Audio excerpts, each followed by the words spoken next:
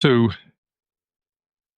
to continue some thoughts on the topic that covered on Java with Jeff this morning,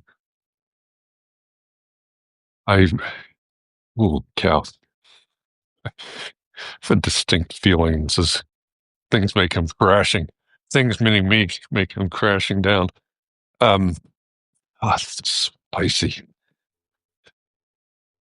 For Java with Jeff this morning, I read a post by a creator here on Substack, which I posted as a note a few minutes ago. Meditations by Ram Dass, maybe, I think is the creator's or the Substack's name. You might have that wrong, but I'll try to clarify that later. But anyway, it starts with a quote from Ram Dass and has a commentary on that quote, basically about the fact that I guess we could say we're inundated by sources. The wind is blowing today. Excuse me while everything freezes. We're inundated by sources, teachers, social media, parents, family members, friends, random strangers, news, whatever. And or even past lessons, belief systems, just all kinds of things that inform, for better or for worse, who we are, what we do. And the question was, what if you turn that stuff off and you started listening to yourself? What if for a minute, and this is the way that I put it earlier, because I know this is at times, this is my reality. What if you stopped consuming and started creating? I mean, that was one of the things that I thought about as I was reading that. It's howling. But really, this is the quote, the commentary from Ram Dass is really about presence. What if we were present more with ourselves? What if we, depending on your faith tradition, if you have one, there's probably some version of be still and know, or be still, that comes up, and many times, especially in Christian traditions, certain Christian traditions, people will say, or they'll use I think the quote is, "Be still and know that I am God." We can debate the uh, what's the word, the translation of that, if you want, but be still and know. What if God is within me? Would be a question I would have for those traditions. What if be still and know means that I need to be still and understand myself, understand my feelings, understand my needs, understand where I am in my growth journey, and take information from that. Right? I'm guilty of this, absolutely. I wake up partially because of Java with Jeff. Wake up in the morning, before too long, I'm scrolling on, okay, what are we going to talk about today? Scroll Substack, scroll Instagram, whatever sources. And I after reading this Substack that I'm referring to, I realized, one of the things that makes efforts like Java with Jeff, for coming up on 3 years of Java with Jeff, one of those things that makes that so magic for me, and so, I guess, I don't know, easy for me, maybe easy is not the right word, but doable for me because people ask this all the time. It's like, how do you do that every morning? How do you do a show like that for 3 years? How do you, those types of things? And the honest answer is I have to make it personal, right? It has to speak to me in order for me to sustain that effort. It has to feed me in order to keep that going.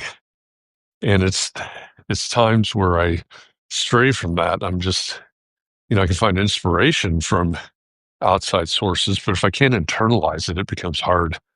Nicole says there are some days I don't want to be in my head, although those are probably the days I need it the most. Yeah. I think that's there's probably an awful lot of truth in that. I'm walking through the park right now, which is actually, you'll appreciate this, I think, Nicole. Not quite Michigan, but it's kind of I don't know what the wind chill is. It's got to be in the teens, but as cold as it is really a beautiful scene this morning. But there are, yeah, sorry, squirrel, literally. But I, I mentioned a couple of days ago all the trees they have planted. Just, maybe you can tell. I think they have. I think it's possible that they've planted maybe 150 trees in the park. That's amazing. Anyway, back back to whatever it was we were talking about. Yeah, there have been plenty of times, especially in the past couple of years. You know this, Nicole. I don't know. Not everybody knows this. The past couple of years have been hard couple of years, right? It's been rough, personally, business wise, all of it. There've been plenty of days where I'd come over here in the park, sat on one of those benches or something, and sometimes because I don't even know what else to do, right? But just sit and be with my thoughts, sit and be still, be quiet. Um, and I think there's, this could be semantics, but get out of my head and into my heart. Maybe hear somebody say that, but get in touch with me and who I am and what I am and my feelings, maybe more so than my thoughts. And there have been some ugly times on some of those benches over there. Coffee right here. Um, I think you're right. I mean, I think it's the times where we don't want to be. Maybe again, semantics. I don't know. Maybe it is out of our head and into our heart. Maybe if you were to say that to your therapist, what's your therapist going to say? They're probably going to say something about something to the effect that they're going to ask you. It's the thing about therapists; they just ask a lot of questions. They're going to ask you how that thought makes you feel, or something. Right? They're going to try to pull you out of that thinking that maybe has you trapped and down into your feelings. And they're going to try to force you to not avoid it. Well, maybe you're right. I mean, maybe those are the times where we need it the most. We need to sit with it the most. I was after Java with Jeff was over and I was getting ready.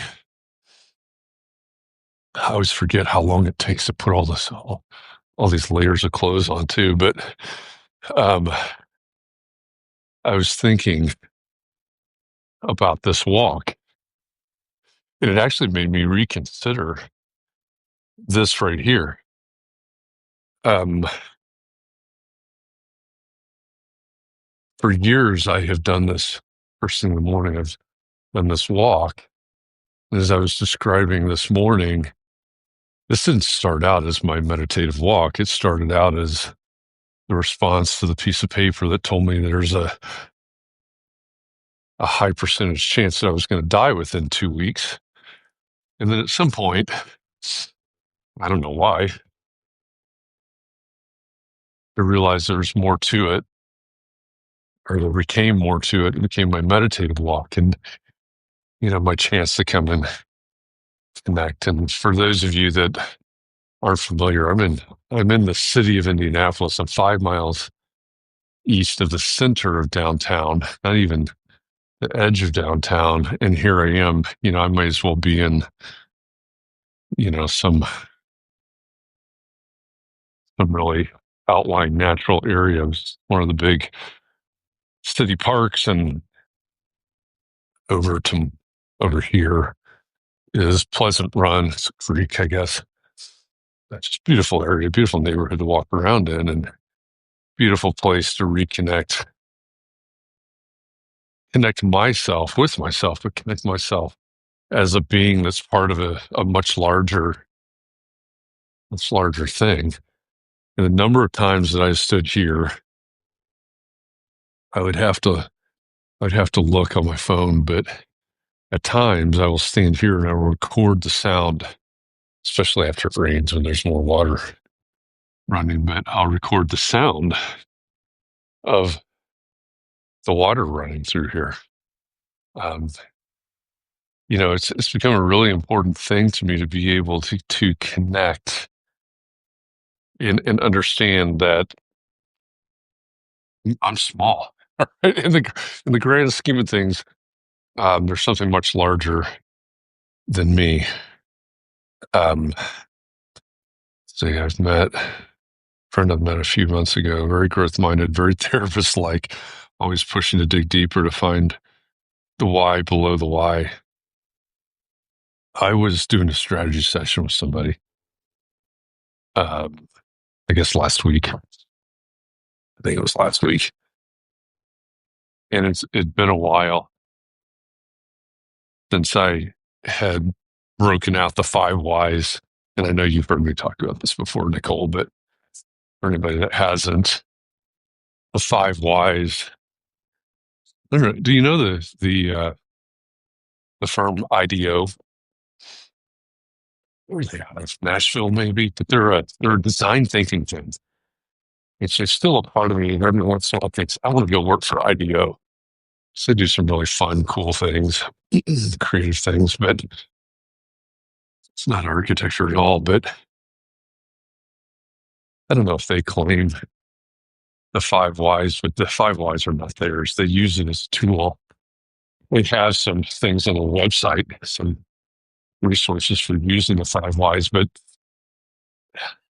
I've forgotten now if I even knew the origin of the five whys. But the five whys is basically you ask why, and then you get an answer, and then you go, okay, well, why is that? You get an answer, and you go, okay, well, why is that? Or, why does that matter? Whatever. Right? You keep digging. You're unpeeling the onion, right? And it's a fantastic tool to use with your clients, etc. I used it in a strategy session in the last week or two, but I think it's also a great personal tool because we're really good. You got to pay attention. I don't know if my therapist has ever used that on me, but um, we're really good at answering on a superfluous level, surface level, and five whys doesn't allow you to do that. Right? It digs down for the kernel, right? Just like you said, find the why below the why below the why below the why below the why. And those are the kinds of things we can do if we sit with ourselves and we be quiet, we turn off all the stuff. I've I'll take the stoic point of view. I have allowed myself to be sucked into the overwhelm of all the nonsense, the political, the social, the it's not nonsense is not a good way to say that because it's important stuff, um, with the commentary around it, all the social media and everything else, I've just allowed myself to be sucked into that a lot recently, and we have the ability and the need to swipe up to close it or press the button to turn it off and just be quiet. It could even be quiet for the purpose of saying, okay, what do I take away from that? What do I believe? What do I think about that? What's my truth in in relation to that? I mean, it could be that. But just like any other type of consumerism, here we are, 2025, almost 2026. And we consume and we consume and we consume without much thought around it. Maybe that's too broad, too general a statement, but I don't think I'm alone in that. I think there are an awful lot of us that are just at times blindly or mindlessly consuming all the crap that's out there without pausing for ourselves. And if we're going to focus on growth, then, well, again, this is my work. I do this with organizations and with individuals. This could certainly be about me or you, us, anybody, right? We need to be able to turn inward on themselves and let go of those distractions and understand what all this means. But it's also at an organizational level, you need to be able to focus. I was sitting in a meeting. It's been a month or two now, but I was sitting in a meeting with a leadership team of a pretty large engineering firm, and I mean, it was. I hope my poker face was okay, but somebody started talking, and it was it's part of the leadership team. It was the appropriate person to be addressing the topic at hand. I just sat there and listened, but oh my gosh. I mean, that response, first of all, it's like a word salad, but that response completely lacked focus. It completely lacked, oh boy, sorry. All right, we're going to try not to crash here. It completely lacked any introspection around the direction, the needs, the goals, the strategy of the firm. I mean, I don't know that they said anything that was untrue, but I also don't know that they said anything that was relevant. Maybe, maybe that's the key right there. It's like, sure, somebody did this. Sure, this is happening. Sure, this is available. Sure, all of these things. Is any of that relevant to our reality? I think we lose track of that a lot. I see that, and not to get into ageism or anything like that, but I see that a lot in kids. A generation that's definitely digital natives, but they've grown up, immersed in social media, and they see all these things, and drives instant gratification or the desire for instant gratification. And I don't remember exactly what it was, but I was having a conversation with a college age person a little while back, and they said, well, this person and blah, blah, blah, blah, blah. It's like, what does that have to do? Almost like, what does that have to do with you? Right? What does that have to, how does that at all relate to your reality? And, as we talked about it for a minute, I actually had a good discussion about it. And ultimately, it's like, it doesn't. But it's this pressure. I see this and I think it's real. Maybe it is, maybe it isn't real. There's a lot of things that we see that are not as real as they want you to believe. But ultimately, as we're talking about, I said, yeah, this has nothing to do with my reality. And that's okay. Right? It's okay for that to be out there. Maybe it's their reality. That's theirs. That's for them. They're trying to push this out there, which is the part that may or may not be okay. But for us, it's okay to acknowledge that that's out there and say, that's not mine. It's not for me. It's not part of my own reality. But we can't get there.